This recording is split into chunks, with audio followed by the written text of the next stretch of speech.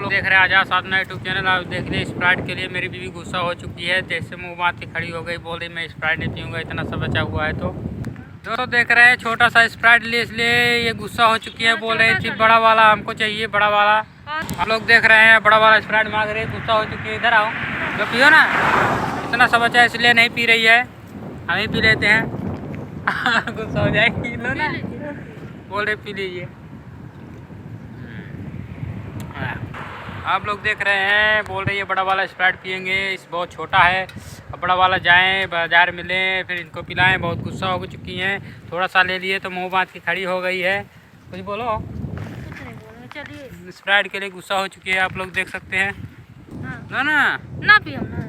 नहीं पी रही है, अब क्या करें दोस्तों, बड़ा वाला जाएंगे स्प्राइट लेंगे। साधना जी बहुत तेज गुस्सा हो चुकी है, कुछ बोलो। आधा पी लिए थे, फिर आधा में आधा पी लिए, फिर गुस्सा चलिए हो गया, आधा में आधा पी रही है।